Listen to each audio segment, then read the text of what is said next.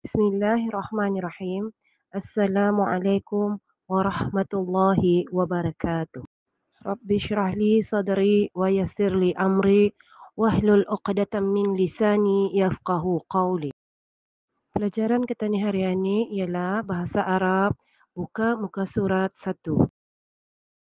Tajuk pelajaran ialah Hayya 'alas salah. Hayya 'alas salah.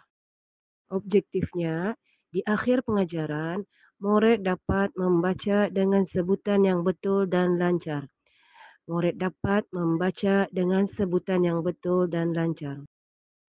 Al-qira'atul awal. Al-qira'atul awal. As-salatu hiya ar-ruknu tsani min arkanil islami.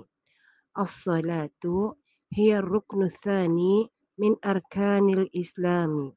Sembahyang ialah rukun kedua dalam rukun Islam. Sembahyang ialah rukun kedua dalam rukun Islam. Wahia ma awwalu yuhasibu bihil abdu fi yaumil qiyamati. Wahia ma awwalu yuhasibu bihil abdu fi yaumil qiyamati.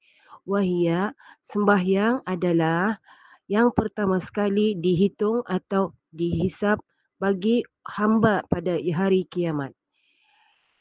Sembahyang ialah yang pertama sekali dihitung bagi hamba pada hari kiamat. Wassalatu imaduddin.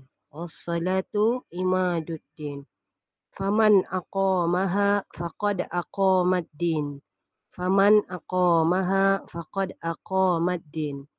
Waman tarakaha faqad hadamaddin. Waman tarakaha faqad hadamaddin. Sembahyang ialah tiang agama. Siapa yang mendirikan sembahyang, maka ia mendirikan agama. Dan barang siapa meninggalkan sembahyang, maka ia merobohkan agama. Wassalatu wajibatun ala kulli muslimin balighin. As-salatu wajibatun ala kulli muslimin balighin. Dan sembahyang wajib ke atas setiap muslim yang baligh. Dan sembahyang wajib ke atas setiap muslim yang baligh. Kama qala Allah Ta'ala fi surah An-Nisa ayat 103. Inna salata kanat 'alal mu'minina kitaban mawquta. Inna salata kanat 'alal mu'minina kitaban mawquta. Firman Allah Subhanahu wa taala dalam surah An-Nisa ayat 103, sesungguhnya sembahyang itu ialah satu kewajipan ke atas orang-orang yang beriman yang ditentukan waktunya. Alhamdulillah, ini saja pelajaran untuk hari ini. Harapan cikgu supaya murid-murid dapat mengulang kaji di rumah.